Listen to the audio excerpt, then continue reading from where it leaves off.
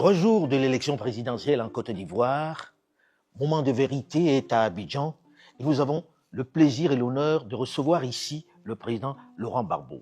Bonjour, Monsieur le Président. Bonjour, Alain. Samedi prochain, samedi 25 octobre, on vote en Côte d'Ivoire.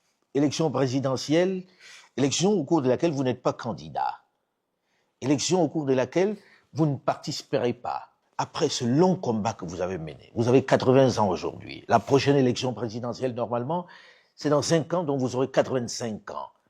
Est-ce qu'on peut dire que c'est la fin, que c'est la retraite pour le président Laurent Gbagbo? Il n'y a pas de retraite en politique. Donc je n'irai pas à la retraite.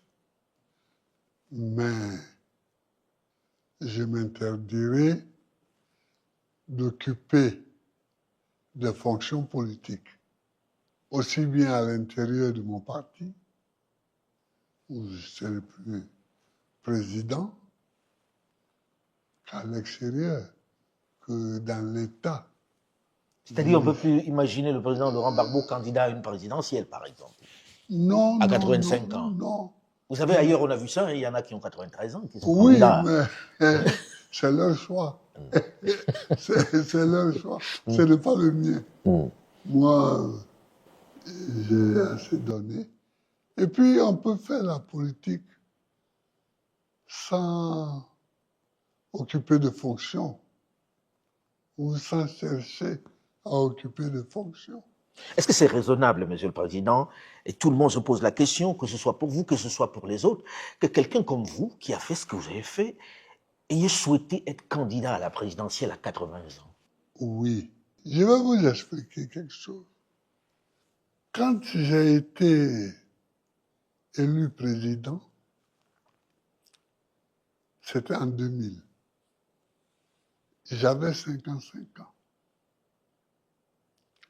Le mandat présidentiel dure 5 ans.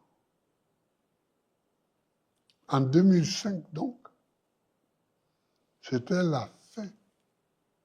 Normalement, c'était la fin du premier mandat, de mon premier mandat présidentiel. Il aurait dû avoir une élection. En 2005. En 2005. Et à cette élection, j'aurais pu gagner ou j'aurais pu perdre. Mais il n'y a pas eu d'élection. La démocratie veut que si je gagne, je continue pour le deuxième mandat, le deuxième et le dernier mandat. Donc, j'avais jusqu'à 65 ans. 65 ans, si vous aviez un second mandat. Voilà, si j'avais un second mandat. Mais si j'avais perdu après le premier mandat, c'était fini. Voilà. Ces gens-là ne m'ont pas laissé gouverner. Quand vous dites ces gens-là, c'est qui? Mes opposants, qui ont pris les armes. Parce que figurez-vous que 2 mois seulement après les élections ont eu lieu le 22 octobre 2000. J'ai prêté serment le 26 octobre. J'ai fait mon premier conseil de ministre le 27 octobre. Le 4 janvier 2001, il y avait les premiers coups de feu contre mon régime, contre moi-même et contre la Côte d'Ivoire. Le 4 janvier. C'est-à-dire moins de 3 mois après que vous ayez pris vos fonctions. Moins de 3 mois après. Ils m'ont donné une longévité inespérée. Ils m'ont donné une longévité au pouvoir. C'est pourquoi je suis encore là. Comment ça? Parce qu'ils n'ont pas voulu appliquer la Constitution.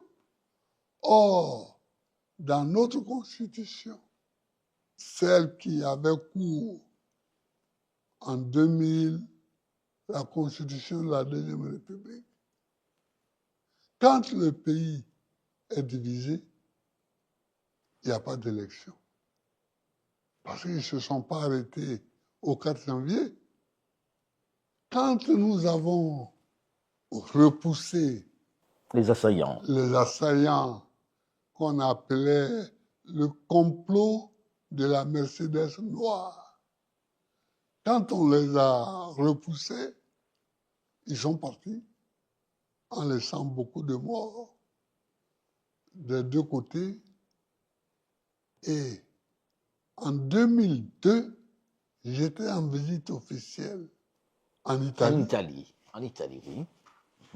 Quand ils ont remis le couvert, j'explique pour le moment, pas que je n'ai pas eu le temps de gouverner, ça c'est un autre chapitre, mais pour le moment que ma longévité s'explique par la guerre civile qui m'a été menée.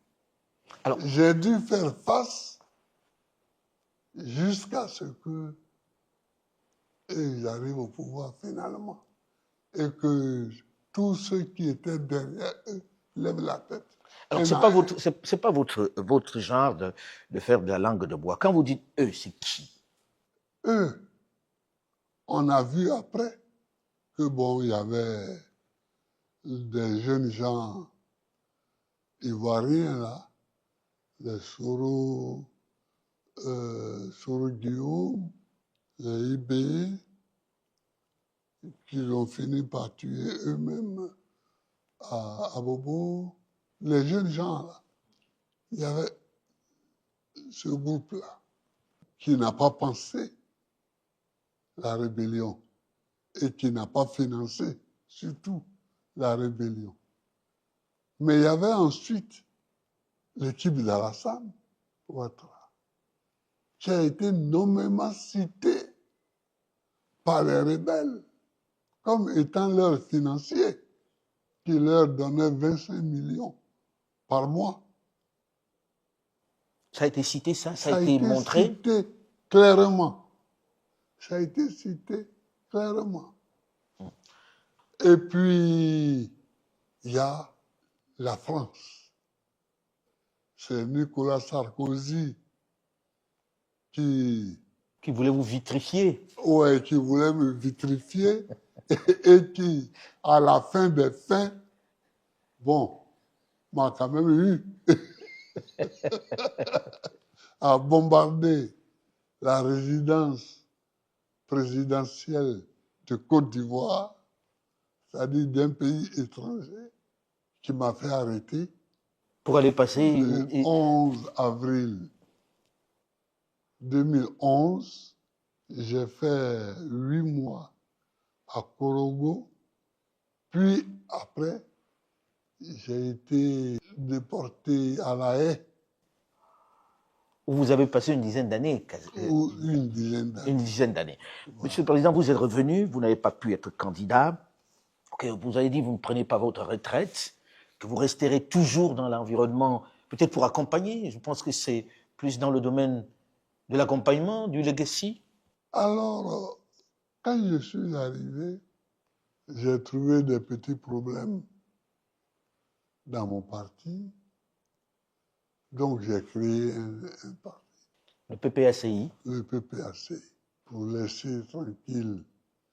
Parce que, ou bien on s'engageait dans des procès longs, inutiles, et on sait en Afrique, je ne suis pas au pouvoir. Bon, donc...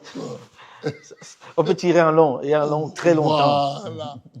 Bon, j'ai laissé ça et j'ai créé un autre parti, le PPAC, Parti des peuples africains. Et un jour, j'arrive à une réunion, il me propose comme candidat à la présidentielle. Je n'ai pas répondu. On est resté plusieurs mois. C'est eux qui vous proposent d'être candidat. Ah oui, on est resté plusieurs mois, peut-être 1 an, sans que je ne réponde. Pourquoi vous ne répondiez pas? Non, mais parce que je n'avais pas calculé ça. Président, quand vous dites ça, les gens ont envie de comprendre.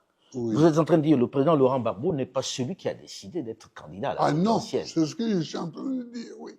C'est ça que je suis en train de dire. Mais pourquoi l'avoir accepté finalement à la fin alors?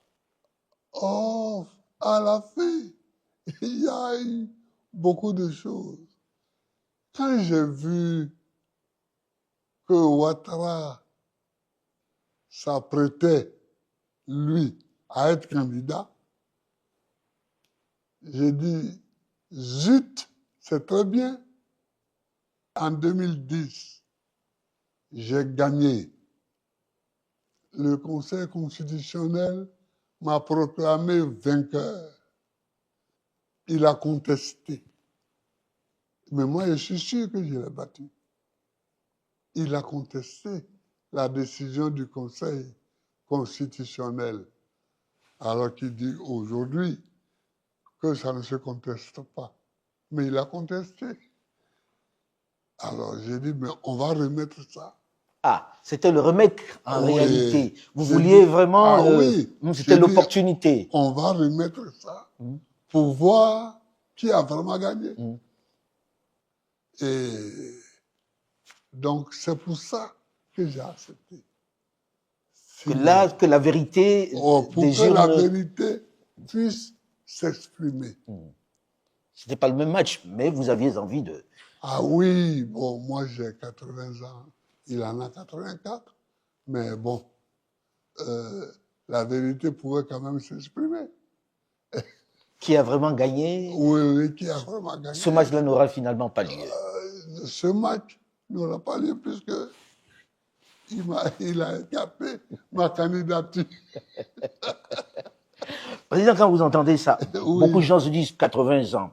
Le président Gbagbo n'est pas jeune. Le président Alassane n'est pas jeune non plus. Non plus. Est-ce que vous aviez la santé, même si vous aviez été élu pour gouverner? Écoutez. Parce que le président Alassane a dit il est en pleine santé, il est en pleine forme. Oui, bon. Vous savez, il y a des déclarations politiques que nous faisons. À 80 ans, on n'est pas en pleine santé. Vraiment? À 80 ans passés, on n'est pas en pleine santé. Moi, aujourd'hui, je n'ai pas la santé que j'avais en 2000, où j'avais 55 ans. L'âge, ça signifie quelque chose, ça. L'âge. Plus vous avancez, plus vous êtes fragile. Plus vous êtes fragile. Donc, laissons ce débat-là. Mais un président de la République peut avoir 80 ans. Joe Biden. Mais on a vu comment ça s'est terminé, président. Hein? Joe Biden, on a vu comment ça s'est terminé. Est-ce que c'est pas un âge critique quand même? Oui, mais Joe Biden, son prédécesseur, successeur, Donald Trump, bon, vous savez, dans le monde, il y a des présidents qui sont plus jeunes. Je leur souhaite de profiter de leur jeunesse, mais il y a des présidents aussi qui sont très vieux. Il faut qu'ils passent la main. On les regarde, mais surtout, ils prennent des décisions. Ils gouvernent leur pays. C'est tout ce qu'on leur demande. Mais est-ce qu'à cet âge-là, on peut vraiment gouverner? Est-ce qu'on n'est pas vraiment affaibli pour pouvoir gouverner? Non. Non, moi je ne ferai pas ce débat-là parce que gouverner, ce n'est pas courir les 100 mètres tous les matins. Hein. C'est pas ça, gouverner. Mais il faut avoir une certaine lucidité quand même. Ah oui. Or, la lucidité, on l'a. Pas pour tous. Peut-être. Mais en tout cas, moi, la lucidité ne m'a jamais fait défaut. Alors, président, là, samedi, on vote. Oui. Samedi, on vote en Côte d'Ivoire. Les gens regardent en se disant, le président Gbagbo n'est pas candidat. On attend qu'ils disent quelque chose. Pour qui les gens vont voter? Pour qui vos supporters, qui sont nombreux, doivent voter samedi? Je vais répondre très clairement à votre question. Mais je voudrais d'abord dire, Laurent Gbagbo n'est pas candidat. Il faut dire, Laurent Gbagbo était candidat, a déposé sa candidature. Elle a été écartée parce que on dit qu'il a été condamné pour le braquage De la BCAO. de la BCAO. Ce qui est faux. Tout dans les archives de la BCAO. La BCAO n'a jamais déposé plainte. La BCAO n'a jamais dit qu'elle a été braquée. Elle n'a jamais dit qu'elle a été volée. Un. Deux, nous étions plusieurs à avoir été condamnés. Le Premier ministre Akengbo, le ministre de l'économie et des finances, le ministre du budget et moi-même. Tous ont été amnistiés, sauf moi. On considère peut-être que vous étiez le chef braqueur. Non, on considère que c'était le ministre du budget, le chef braqueur. Mais c'est pour des raisons électoralistes que On vous a je pas suis amnistié. le seul à n'avoir pas été amnistié. Donc, on a écarté ma candidature.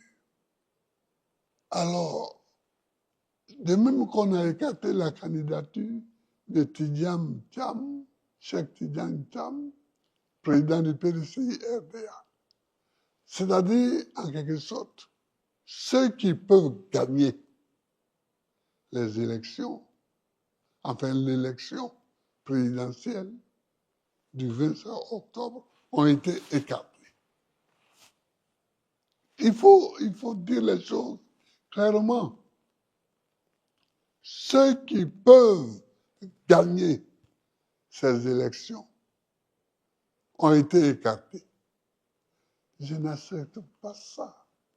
Ce qui fait que ce qui va se faire le 25 octobre, ce n'est pas une élection. Qu'est-ce que c'est alors? C'est un coup d'État civil. C'est un braquage électoral. C'est un coup d'État. C'est un coup d'État. À ce point-là? Ah oui, c'est un coup d'État. J'avais déjà dit un jour où je parlais à la presse en parlant des amis de l'AES que certains traitaient à tort de putschistes, de ceci, cela. Que vous voyez en Afrique, il y a push et push. Il y a les push civils qui sont souvent à la base des push militaires. Ils ne respectent pas la Constitution. Dans notre Constitution, il est écrit très clairement, très nettement, très notoirement que un individu peut faire un mandat et peut en faire un deuxième. Et c'est fini. Mais c'était dans la Constitution précédente. Non, même dans celle actuelle. Qui annulait les deux premiers mandats. Même la Constitution actuelle, il a repris ça. Ça veut dire que dans la Constitution actuelle, on tient compte des précédents mandats? Ah oui, et c'est écrit aussi. Il faut tenir compte de ce qui était écrit dans l'autre Constitution concernant ce sujet-là. Mais alors, comment expliquer que toute la classe politique n'ait pas pu dénoncer si c'est véritablement un braquage, comme vous le dites, si c'est un putsch constitutionnel, comme vous êtes en train de le faire remarquer, avec toute la classe politique que compte la Côte d'Ivoire, comment est-ce que ce n'est pas entendu? Moi, je n'en sais rien. Mais en tout cas, beaucoup dénoncent ce braquage. Beaucoup dénoncent ce braquage, ce coup d'état civil. Mais président, on va aux élections là, et les gens ont été candidats, Oui. des gens de l'opposition. Déjà, j'ai envie de comprendre, je ne sais pas si en Côte d'Ivoire on souffre du même syndrome que l'opposition camerounaise. Comment expliquer que malgré tout ça, vous n'ayez pas pu avoir un candidat unique qui puisse défendre ce que vous dites? Si vraiment il y a braquage, les gens se seraient peut-être alignés derrière ce candidat que l'opposition aurait choisi. Mais pourquoi voulez-vous qu'on choisisse un candidat? Il y avait au départ 60 candidats. Une soixantaine de candidats. Oui. Il y avait une soixantaine de candidats. Les gens se sont présentés. Bon, parce qu'en ce moment-là, tout le monde pensait qu'il s'agissait d'une élection. Vous pensez qu'aujourd'hui, on ne pense pas qu'il s'agit d'une élection? Non. Mais alors pourquoi ils y vont? Ah, mais ça, c'est leur affaire. Allez leur demander. Moi, j'ai envie de comprendre. Un journaliste très connu, très... Oui, alors, vous pouvez demander à ceux qui y vont. Mais en même temps, Président, vous avez créé un cadre dans lequel vous discutiez avec l'opposition. C'était bien pour aller aux élections. Vous avez discuté avec un certain nombre de membres de l'opposition, des partis de l'opposition. Oui. Pourquoi est-ce que vous n'êtes pas arrivé à un consensus alors, pour avoir un candidat qui aille vraiment vous représenter dans ce scrutin? Ce n'était pas l'objectif. C'était quoi l'objectif? L'objectif, c'était de savoir, après notre élimination, qu'est-ce qu'on faisait. C'était ça. Et vous n'êtes pas tombé d'accord? Ah si, on est tombé d'accord sur le fait qu'on ne soutient rien, on ne soutient personne et on ne soutient même pas la dynamique électorale. Alors, Monsieur le Président, voilà. Dans votre propre parti, le PPACI, oui. Il y avait une idée de plan B, oui. représentée par M. Domelo. Oui. Vous ne soutenez pas au point de l'exclure du parti, alors qu'il aurait pu représenter aussi une partie de cette opposition dans ce scrutin, s'il bénéficiait de vos voix? Mais il ne bénéficiait pas de nos voix. Ça montre le débat qu'il y a eu. Domelo n'a jamais soumis son idée à débat. Au sein du parti? Au sein du parti. Même Pourtant, moi, il dit avoir consulté. Même moi, il n'a jamais discuté avec moi. C'est venu de lui tout seul, Président? Ah, mais c'est pas lui et certains de ses amis, peut-être. Mais en tout cas, ça n'a jamais été un débat au sein du parti. Ça n'a jamais été un débat. Et je vous le dis, et je le répète, cela n'a jamais été un débat au sein du parti. C'est de son propre fait. Alors, il a voulu être candidat. Bon, mais il est candidat. Mais vous n'appelez pas à voter pour lui? Hein? Non. Non. Tous ceux qui sont candidats, nous n'appelons pas à voter pour eux. Mais, Président, quand vous dites que vous n'appelez pas à voter pour qui que ce soit qui est candidat aujourd'hui, oui. Qu'est-ce que les Ivoiriens doivent comprendre? Qu'ils ne vont pas voter, qu'ils restent tranquilles chez eux, etc. Est-ce que ça ne risque pas d'envenimer la situation? Il faut que les Ivoiriens comprennent que Gbagbo Laurent n'appelle à voter pour aucun des candidats qui est en liste. C'est ça. Président, ça veut dire un boulevard pour le président Alassane Dramane Ouattara. Peut-être. Peut-être. Mais un coup d'État, c'est toujours un boulevard. Vous appelez ça carrément un coup d'État civil, c'était toujours un boulevard. Vous êtes opposé becs et ongles, de façon imagée, contre ce 4e mandat du président Alassane Dramane Ouattara. Oui. Il dit aux Ivoiriens, pas à vous en particulier, je le fais parce que il y a des vraies questions sécuritaires dans ce pays et dans la sous-région.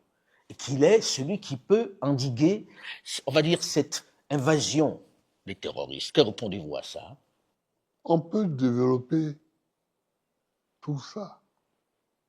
Les États-Unis d'Amérique ont affaire à des menaces nucléaires de la Chine, de la Corée du Nord, de la Russie, mais c'est pas pour ça que Trump va dire, bon, comme il y a des menaces nucléaires, alors je reste au pouvoir. Non. Cessons d'être nègres, parce que c'est pour ça qu'on se moque de nous. Vous trouvez que c'est être nègre que de dire je Ah reste aux affaires oui, pour protéger mon pays? oui, non. Je reste parce qu'il y a des menaces. S'il y a des menaces, un autre président élu peut aussi Y faire face. s'occuper, faire face à ces menaces-là. Pourquoi ce serait lui, Ouattara, qui serait vraiment le seul capable d'être le Zorro, le Zorro de la situation? Peut-être parce qu'il comprend mieux la situation que les autres Oh, et qu'il oui, estime que dans l'opposition, il n'y a pas. Mon œil. Et là, je vous le dis, mon œil. Mon œil. Alors, Président, on Il dit y a aussi... toujours une menace contre un pays. Il y a toujours une menace. Est-ce que Mais vous avez le connu ces président- menaces, vous, Président? Hein? Est-ce que vous avez connu ces menaces lorsque vous étiez Mais aux moi, affaires? j'ai connu même la guerre. J'ai connu la guerre. Est-ce que la rébellion, ce n'est pas une guerre terroriste, ça? La rébellion? Mais j'ai fait face. Alors, le président Ouattara dit aussi qu'il a son bilan pour lui. On l'a écouté pendant les meetings. Oui, C'est assez clair. oui, Il a donné des infrastructures, des routes, oui. des hôpitaux, des écoles. Chacun voit la Côte d'Ivoire qui est en train de changer. Est-ce que les gens ne voteront pas aussi pour ce changement qu'il leur a donné, dont il parle? Oui, écoutez, il est en campagne, lui. Parce qu'il n'y a que pour lui, et enfin, il n'y a que pour les 5, là, qu'il y a une campagne. Donc, il est en campagne. Donc, il dit ce qui peut appeler, ce qui peut amener les gens à voter pour lui. Qui sont des choses que l'on voit, Monsieur le Président. Oui, mais moi, j'ai gouverné ce pays avant lui, avant Alassane. J'ai gouverné pendant 10 ans. Vous pensez que Quand vous avez le je même suis bilan? arrivé au pouvoir, quand je cherchais le pouvoir, j'ai dit aux paysans, donnez-moi le pouvoir pour que je vous le rende. Quand j'ai été élu, je leur ai rendu le pouvoir sur le café cacao, sur la gestion du café et du cacao. J'ai donné aux Ivoiriens la liberté. La liberté. La liberté. Vous voyez, les journaux se sont multipliés. Et, s'il vous plaît, je cherche un journaliste qui peut dire que Gbagbo m'a mis en prison à cause de mes écrits. Vous avez le sentiment qu'il y a un recul de la liberté aujourd'hui? Ah oui, il y a un recul de la liberté. Regardez là, même quand je descendais pour cette interview, on annonçait, les gens étaient arrêtés à Boifé, à Yamoussoukro, à Boaké. L'autre jour, le ministre de l'Intérieur a dit qu'il y avait 700 arrêtés, etc. Bon, maintenant, il doit en avoir 1000. Certains qui ont été condamnés à 3 ans pour avoir marché. Vous comprenez? Non, on ne voyait pas ça sous moi. Et pourtant, il y avait la guerre civile contre moi. Mais j'ai apporté la liberté. Je ne réagissais pas comme Alassane réagit. J'ai apporté la liberté ici. J'envoie souvent les gens en prison, à la Maka. Mais ils ne sont pas tous à la Maka. Donc, je ne sais pas encore exactement où sont les autres. Mais pour ceux qui sont à la BACA, enfin, qu'on appelle aujourd'hui le PPA, comme par hasard, hein, j'ai dit un jour que ça veut dire que tout le PPACI est appelé à aller en prison. Alors, mais j'en vois souvent, chaque semaine, quelqu'un va les voir. Quelqu'un va les voir. On a des militants, mais on a aussi des gens qui ne sont pas nos militants et qui sont là-bas. Alors, il y a eu des amis, des camarades qui ont été arrêtés, des jeunes, et ils ont été emmenés à l'hôtel Sobroco où, disent-ils, ils ont été interrogés par un blanc barbu. D'où il sort? Vous pensez qu'il y a des mercenaires, que c'est sous-traité, les interrogatoires? En tout cas, je me pose beaucoup de questions. Parce que ce n'est pas une fois qu'on m'a dit ça, c'est au moins 3 fois. C'est qui? Il n'est pas de l'armée nationale de Côte d'Ivoire, il n'est pas de la police, il n'est pas de la gendarmerie, parce que bon, on connaît, hein, il n'y a pas de blanc. Il pourrait y avoir un blanc de nationalité ivoirienne qui peut être, mais il n'y en a pas en ce moment-ci. Alors c'est qui?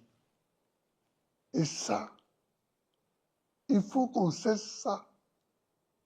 Il faut qu'on cesse ces espèces de sous-traitance avec des barbouzes étrangères qu'on ne connaît pas et qui, dans l'ombre, opèrent.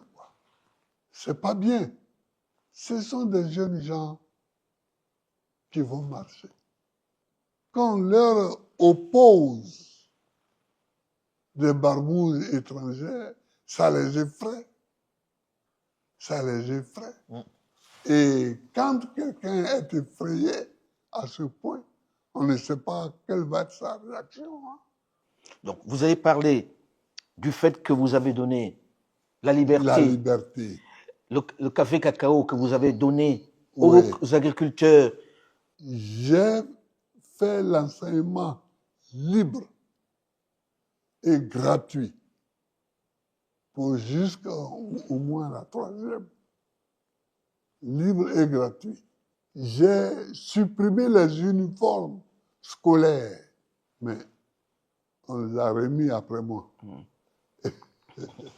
Monsieur le Président, là Parce c'est... que je ne comprends pas les uniformes scolaires. Il y a des parents qui n'ont pas l'argent dans les villages pour acheter les uniformes. Et pour ça, leurs enfants ne vont pas à l'école. Monsieur le Président, aujourd'hui, là vous venez de dresser un peu le bilan de ce que vous avez fait, malgré la situation qui était chaotique à l'époque. Mais on ne peut pas dire que le président Alassane Ouattara ne voit pas les routes, on ne voit pas les écoles, on ne voit pas les infrastructures. Oui, mais les routes, on est élu pour ça. Moi-même, j'ai fait l'autoroute. Laquelle? Jusqu'à Yamoussoukro. D'Abidjan à Yamoussoukro, c'est... Non, d'Abidjan à Saint-Gorobo, c'est Oufou-Boigny. Et moi, j'ai fait de Saint-Gorobo à Yamoussoukro. C'est moi. C'est personne d'autre. Moi, tout ce que j'ai fait est utile. J'ai fait l'autoroute de Saint-Gorobo jusqu'à Yamoussoukro. Et j'ai fait un accord avec le président Blaise Compaoré de Burkina pour que nous prolongions l'autoroute jusqu'à Ouagadougou. Moi, je ferai la partie de la Côte d'Ivoire et lui ferait la partie du Burkina. Bon, j'ai fait aussi le pont de Jacquesville. pour permettre aux Ivoiriens de vivre. Jacquesville est devenu aujourd'hui un quartier d'Abidjan. Il y a d'autres constructions qui sont des tapalais. La tour qu'on fait au plateau, là, ça peut faire quoi? Vous estimez que ça n'a pas d'importance, ce qui est en train d'être fait? Ça apporte quoi? Embellir la ville. Embellir la ville. Cette tour-là fait quoi? Et ce pont qu'on a fait pour amener de Cocody à la tour, justement, ça fait quoi là? Moi, j'avais pensé ce pont, mais je l'avais fait pour agrandir le port d'Abidjan et faire un pont au-dessus du canal pour amener ce que j'avais appelé la route Abidjan-Lagos. Vous comprenez? C'est ça qu'il faut faire. Ce sont des choses utiles et non pas des choses pour jouer. Monsieur le Président, la Côte d'Ivoire, dans cette période-ci, Oui. ou du moins la sous-région, vit, c'est vrai, une situation sécuritaire inquiétante. Oui. Avec les pays de l'AES qui ne parlent pas avec la Côte d'Ivoire. Oui. Est-ce que ce n'est pas une vraie préoccupation? Qu'est-ce qui doit être fait dans ce sens pour qu'on sorte de cette, on va dire, de cette crise absurde? Moi, je pense que cette crise-là, avec l'AES, entre l'AES et la Côte d'Ivoire, elle est ridicule. Elle est tout simplement, c'est de l'enfantillage, quoi. De la part de qui? De la part des Ivoiriens, de la part du pouvoir ivoirien. Et c'est parce que ce n'est même pas son combat. C'est le combat d'autrui. C'est le combat de pays étrangers que la Côte d'Ivoire prend sur son dos. Comment ça? Vous pensez qu'aujourd'hui... Oui. Or, la Côte d'Ivoire ne peut pas vivre sans être en bonne relation avec le Mali, avec le Niger, avec le Burkina Faso. Nous sommes un bloc. Nous sommes un bloc. Nous sommes un bloc. Et je ne comprends pas. C'est-à-dire, il y a le Niger, le Mali, le Burkina Faso, le Ghana, le Togo, le Bénin, le Libéria, la Guinée, la Sierra Leone. Voilà. Bon, le Sénégal aussi, même s'il est un peu loin. Mais voilà des pays qui forment un tout. Quand on y ajoute le Nigeria,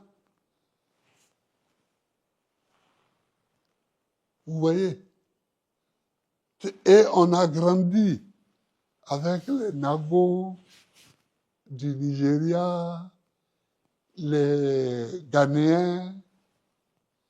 Mais en même temps, Président, quand vous parlez de ce bloc, alors, si vous permettez, quand vous parlez de ce bloc, oui. Aujourd'hui, il y a l'AES. D'un côté, il y a la Côte d'Ivoire qui est l'un des principaux partenaires de cette AES-là au départ. Oui. Qu'est-ce que pensez-vous qu'on fait le nécessaire pour que tout soit réconcilié? Que feriez-vous? Moi, je ferais. Si je suis au pouvoir, si j'étais au pouvoir, en 2 semaines, 1 mois, on rétablirait les bases fraternelles de ce pays. Président, vous avez une envergure continentale. Oui. Est-ce qu'en n'étant pas président, ce n'est pas aussi une tâche que vous pouvez vous donner? C'est-à-dire, est-ce qu'il y a besoin d'être président pour mener cette bataille-là? Oui, oui, parce que là, moi, quand on aura fini avec tous nos spectacles ici, quand on aura fini avec tous nos spectacles là, j'irai certainement faire un tour dans ce pays-là pour saluer les jeunes gens parce que bon, ils sont plus jeunes que moi, pour saluer, discuter un peu avec eux. Mais en réalité, il faut être à la tête de l'État pour régler les problèmes de l'État. Voilà. Moi, je peux aller les saluer, discuter avec eux, leur apporter la salutation d'un citoyen ivoirien, mais les rapports, les relations d'État à État, elles doivent être gérées par les chefs d'État. Qu'est-ce qui, d'après vous, fait que ça coince à ce point-là? Ça fait déjà plusieurs années. Généralement, les crises entre deux États, on arrive à se parler, on arrive à établir de nouvelles relations, même si on ne s'aime pas. Hein. Qu'est-ce qui, d'après vous, fait que ça dure aussi longtemps? Parce que les pays de l'AES ont pris des positions claires contre la France. Et donc, le président Ouattara prend une attitude pour défendre la France, les positions de la France. Il n'y a pas d'autre chose. Il serait là juste pour défendre les intérêts de la France dans cette histoire? Dans cette histoire-là, oui. Dans cette histoire-là, oui. Président, je ne peux pas ne pas revenir sur la question. Oui. Avec des scénarios qui peuvent se dessiner. Oui. Monsieur le Président, samedi, les gens descendent dans la rue ou les Ivoiriens descendent dans la rue. Qu'est-ce que vous dites? Vous dites rentrer à la maison. Est-ce qu'il n'y a pas le risque que ça dégénère et que vous soyez perçu comme celui qui a demandé aux gens de descendre dans la rue? Non, moi je ne leur demande pas de descendre dans la rue, mais je veux dire que des gens s'en vont à ce qu'ils appellent des élections. Moi, je considère que c'est un braquage. Il faut bien écouter ça. Je considère qu'il s'agit d'un braquage électoral. Nous tous, on avait déposé nos candidatures parce qu'on croyait qu'il s'agissait d'élections. On s'est rendu compte qu'il s'agit d'un braquage. Je ne donne pas l'ordre aux gens d'aller voter. Est-ce que vous leur donnez l'ordre de descendre dans la rue? Or, ceux qui sont dans la rue, je les soutiens. Ça, il ne faut même pas qu'il y ait l'ombre d'un doute. Ceux qui manifestent contre ce braquage électoral, je les soutiens. C'est dangereux. Oui, mais c'est mon point de vue. Mais vous ne les appelez pas à descendre dans la rue? Non. Mais ceux qui descendent dans la rue pour protester contre cette manière d'envisager des élections, je les soutiens. Je suis avec eux. Alors, Monsieur le Président, on sait qu'il y a quelques semaines, le 11 octobre exactement, vous aviez appelé les populations à marcher contre ce quatrième mandat que vous dénoncez avec force. Quelques personnes sont descendues dans la rue. On ne peut pas dire qu'il y avait foule. Est-ce que c'est le mode de protestation qui va se poursuivre contre ce scrutin que vous considérez comme un braquage? Je vous ai dit que ce n'est pas une élection qui se prépare, mais que c'est un braquage électoral. Quand on fait la politique dans une telle situation, on proteste et on appelle ses amis à protester avec soi. Le Front commun a appelé à une marche le 11 octobre. 2 jours avant, on interdit la marche et on fait un déploiement énorme de FDS, Forces de défense et sécurité. sécurité. Évidemment, la nature de la manifestation change avec ces deux faits, l'interdiction et le déploiement des FDS. Parce que ceux qui viennent, ils ne viennent plus marcher, ils viennent se battre. C'est ça qu'il faut comprendre. La manifestation qui a eu lieu le 11 octobre et qui s'est poursuivie les autres jours jusqu'à aujourd'hui, qui continue parce que les uns et les autres ne sont pas satisfaits. Les manifestants ne sont pas satisfaits parce qu'ils n'ont pas manifesté pour montrer qu'ils ne sont pas d'accord. Mais est-ce qu'on peut accepter des manifestations violentes, Monsieur le Président? Est-ce que ces manifestations n'ont pas été interdites parce qu'on craignait de la violence? Mais on ne pense pas la violence. La violence, elle se constate et on la punit. Les gens n'ont pas été violents. Ils n'ont pas manifesté.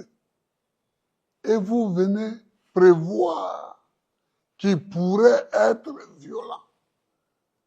Est-ce qu'en août, quand nous avons appelé à marcher et que les gens ont marché de façon tense, est-ce qu'il y a eu de la violence? Non. Et cela devrait jouer pour nous. Mais si on projette, on dit, il pourrait être violent, donc dispersons-les déjà. Ça ne va plus. La marche est une des manifestations dans une démocratie. Donc vous les encouragez à marcher? Ah oui, donc ceux qui ne sont pas contents de la préparation de ce braquage électoral, moi je les encourage. Je les encourage. Parce que ce n'est pas une élection, ça, qu'on prépare. Ce n'est pas une élection qu'on prépare. Mais la manifestation peut mal tourner. Elle peut, mais elle n'a pas mal tourné. C'est ça. Quelqu'un prend sa voiture, tu dis oui, il peut faire un accident. Donc moi, je vais le bloquer. Enfin. Président, on va terminer sur le fait quand même que c'est une opportunité rare de dire, voilà, le président Gbagbo ne sera pas candidat. C'est ce que vous appelez un braquage électoral. Mais oui. Moi, je continuerai d'appeler ça des élections. Vous n'êtes pas candidat à cela. Et qu'est-ce que vous allez devenir maintenant? Qu'est-ce que vous allez faire de votre temps? Est-ce que vous avez envisagé quelque chose après ces années données à la politique? Oh, mais il y a beaucoup de choses à faire. Il y a beaucoup de choses à faire. D'abord, il faut que je conduise le parti jusqu'à ce qu'on sorte de tout ce brouhaha. Il faut qu'on sorte de tout ce brouhaha. Nous avons déjà fixé la date de notre congrès qui sera après les législatives. Et après, je démissionnerai au congrès. Je ne serai plus candidat à la direction du parti. Et puis, je vais prendre mon temps pour moi-même, pour ma petite famille. Je vais prendre mon temps. Vous allez vivre enfin. Enfin. Enfin. Je vais vivre un peu, écrire. On a du mal à vous imaginer Loin de tout ça, hein? Ah oui, oui, mais il faut. Il faut. Non, il y a des moments où il faut arrêter certaines choses. Au moment du congrès, je serai dans ma 81e année. C'est beaucoup, non? C'est beaucoup. Mais, Monsieur le Président, merci de nous avoir accordé ce temps-là pour pouvoir parler de cela. Et on espère que tout se passera bien et que cette seconde partie de votre vie, vous en profiterez vraiment avec votre famille, comme vous l'avez dit. J'espère aussi. Nous arrivons au terme de cet entretien de moment de vérité avec le président Laurent Gbagbo, qui nous faisait l'honneur de nous recevoir chez lui à Abidjan. Restez à l'écoute d'Afromédia en téléchargeant l'application Afromédia, qui est très conviviale et qui vous offre tous les contenus d'Afromédia. À très vite. Afromédia, 1 an déjà. Une appli plus performante, de nouveaux programmes, une tombola exclusive avec de nombreux lots à gagner, une équipe de jeunes plus élargie. Téléchargez l'application, inscrivez-vous et gagnez de nombreux lots. Une nouvelle interface plus fluide, avec un quiz interactif et éducatif accessible aussi hors connexion. Le retour de Archives d'Afrique, des lives et des magazines exclusifs, disponibles sur iOS et Android. Afromédia, le narratif africain sans complaisance, mais sans condescendance.